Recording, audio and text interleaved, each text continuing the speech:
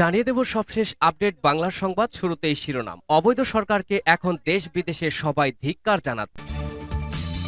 এদিকে বিএনপি ক্ষমতায় এলে আওয়ামী লীগকে এক রাতেই শেষ করে দেবে বললেন ওবায়দুল কাদের। এরপর থাকছে বাংলাদেশের মাটিতে আর কোনো অবৈধ ভোট হবে না, জনগণ ফুঁসে উঠেছে বললেন দুলু। এদিকে কুমিল্লায় বিএনপি নেতাকর্মীদের ওপর আওয়ামী লীগের হামলা, গুলি, আহত। অন্যদিকে সরকারকে উৎখাত করে গণতন্ত্র পদদলিত করতে চায় বিএনপি, অভিযোগ বাহাউদ্দিন নাসিমের। এরপর জানাবো প্রতিষ্ঠা বার্ষিকী উপলক্ষে আগামী শুক্রবার ঢাকায় মিছিলের অনুমতি চেয়েছে বিএনপি। এবং সবশেষ জানাবো জামালপুরে বিএনপি জামায়াতের 101 কর্মীর বিরুদ্ধে মামলা, গ্রেপ্তার 2। এতক্ষণ শুনছিলেন গুরুত্বপূর্ণ সংবাদগুলো শিরোনাম, এবারে বিস্তারিত। আজকের সংবাদ সম্পর্কে আপনার মূল্যবান মতামত কমেন্ট করে জানিয়ে দিন কোন স্থান থেকে আমাদের সংবাদ শুনছেন অথবা দেখছেন।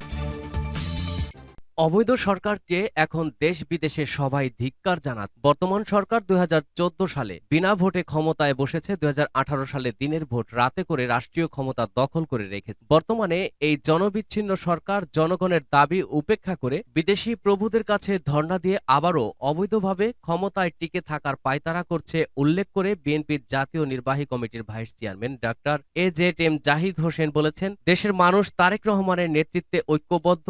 অবৈধ সরকারকে ক্ষমতা থেকে বিদায় করে জনগণের সরকার প্রতিষ্ঠা করে ঘরে ফিরবে। শনিবার 26শে আগস্ট অবৈধ লুটেরা ফ্যাসিস্ট সরকারের পদত্যাগ, সংসদ বিলুপ্তিকরণ, নির্দলীয় নিরপেক্ষ সরকারের হাতে ক্ষমতা হস্তান্তর করে নতুন ইসি গঠন করে নির্বাচন অনুষ্ঠানের এক দফা দাবিতে কালো পতাকা মিছিল পূর্ব সমাবেশে তিনি এসব কথা বলেন। এ সময় তিনি আরো বলেন, সরকারের সময় শেষ হয়ে গেছে, দেশবাসী জেগে উঠছে। তারেক রহমানের নেতৃত্বে দেশে গণতন্ত্র পুনরুদ্ধার হবে ইনশাআল্লাহ। নিপীড়ন করে জনগণের আন্দোলন দমানো যাবে না। গণতন্ত্রর আন্দোলন বিজয় সুনিশ্চিত। সরকার যদি মনে করে 2014 ও 2018 সালের কায়দায় দিনের ভোট রাতে ডাকাতি করবে, তাহলে ভুল করবে। দেশের মানুষ আর কোনো প্রহসনের নির্বাচনে অংশ নেবে না। আওয়ামী লীগের নেতারা এখন আবোল তাবোল বকছেন, এখন তাদের বিদায়ের পালা। বিএনপির সাথে দেশের জনগণ রাস্তায় নেমেছে। আওয়ামী লীগের পতন এখন অনিবার্য। দেশের মালিকানা জনগণের। বিএনপির আন্দোলন এখন দেশের গণতন্ত্রকামী জনগণের দাবিতে পরিণত হয়েছে।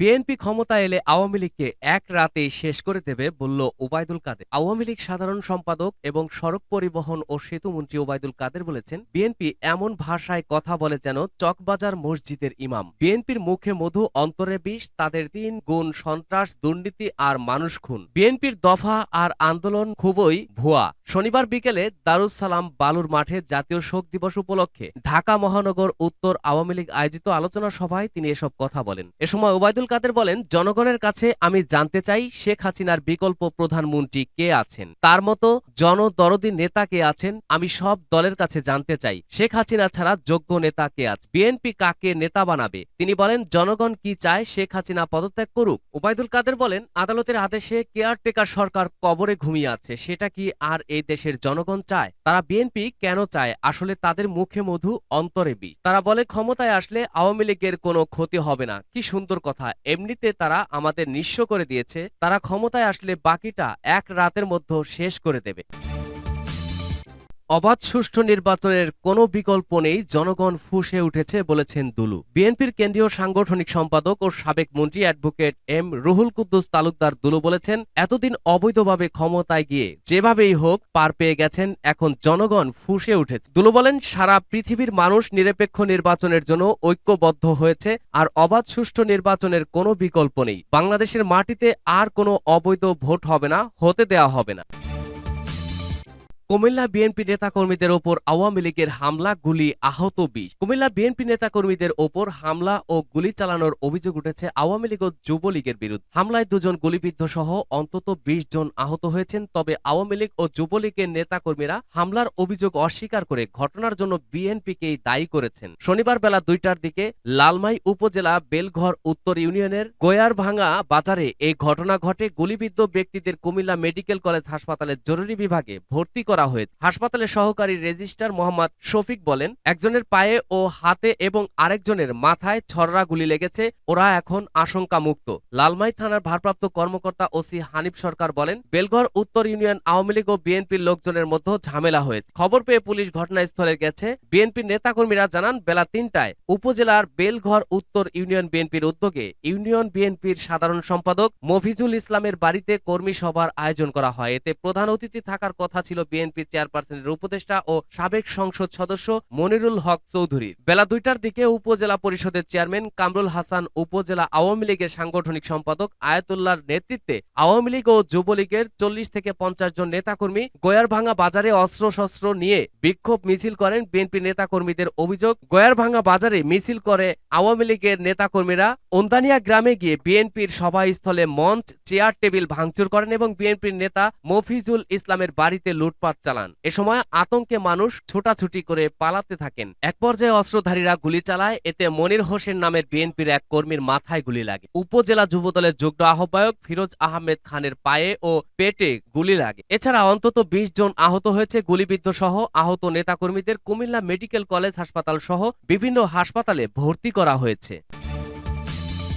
সরকারকে উৎখাত করে গণতন্ত্র পদদলিত করতে চায় বিএনপি, অভিযোগ আওয়ামী লীগ নেতা বাহাউদ্দিন নাসিমের। সরকারকে উৎখাত করে বিএনপি জামায়াত গণতন্ত্রকে পদদলিত করতে চায় বলে মন্তব্য করেছেন আওয়ামী লীগের যুগ্ম সাধারণ সম্পাদক আফম বাহাউদ্দিন নাস। তিনি দাবি করেন, বিএনপি জামায়াত দেশে অস্থিতিশীল পরিস্থিতি সৃষ্টি করে স্বৈরাচারী কায়দায় ক্ষমতায় যেতে চায়। তাদের খুনের রাজনীতি, চক্রান্তের রাজনীতি ও ধর্মের নামে সাম্প্রদায়িক রাজনীতির বিরুদ্ধে দেশের মানুষকে নিয়ে আমাদের রুখে দাঁড়াতে হবে। এদের অপকর্মের বিরুদ্ধে আমাদের জনমত তৈরি করতে হবে। দেশের ১৭ কোটি মানুষকে এদের হাত থেকে আমাদের রক্ষা করতে হবে। শনিবার ২৬ আগস্ট দুপুরে জাতীয় শোক দিবস উপলক্ষে আয়োজিত আলোচনা সভা ও দোয়া মাহফিলে এসব কথা বলেন তিনি। প্রতিষ্ঠা বার্ষিকী উপলক্ষে আগামী শুক্রবার ঢাকায় মিছিলের অনুমতি চেয়েছে বিএনপি। দলের প্রতিষ্ঠা বার্ষিকী উপলক্ষে শুক্রবার ঢাকায় মিছিল করতে চায় বিএনপি। এর জন্য অনুমতি চেয়ে ডিএমপিতে চিঠি দিয়েছে দলের প্রতিষ্ঠা বার্ষিকী উপলক্ষে শনিবার ডিএমপি কমিশনার বরাবর চিঠিটি জমা দেওয়া হয়েছে বলে বিএনপি মিডিয়া সেলের পক্ষ থেকে জানানো হয়েছে। ১৯৭৮ সালের ১ সেপ্টেম্বর বিএনপি প্রতিষ্ঠিত হয়। দলটি এবছর ৪৫তম প্রতিষ্ঠা বার্ষিকী উদযাপন করবে। দিনটি উপলক্ষে সেদিন বিকেল ৩টায় ঢাকায় মিছিল করতে চায় বিএনপি। দলের সিনিয়র যুগ্ম মহাসচিব রুহুল কবির রিজভীর সই করা চিঠিতে নয়াপল্টনে বিএনপির কেন্দ্রীয় কার্যালয়ের সামনে থেকে মালিবাগ মগবাজার হয়ে বাংলা মোটর পর্যন্ত মিছিল করার অনুমতি চাওয়া হয়েছে।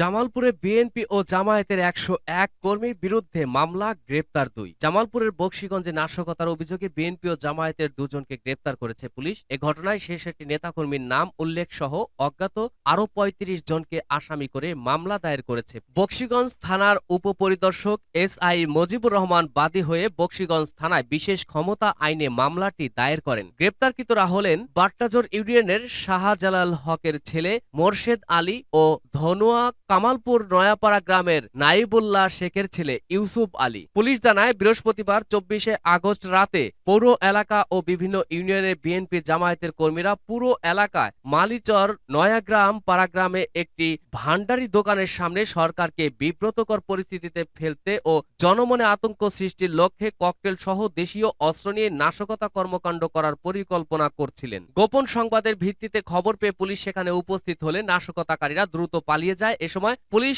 তল্লাশি মোরশেদ আলী, ইউসুফ আলী নামে দুজনকে গ্রেপ্তার করে। বকশীগঞ্জ থানার ভারপ্রাপ্ত কর্মকর্তা ওসি মোহাম্মদ সোহেল রানা জানান, গ্রেপ্তারকৃতদের জামালপুর কোর্টে পাঠানো হয়েছে। একই সঙ্গে মামলার জন্য আসামিদের গ্রেপ্তারের চেষ্টা চলছে।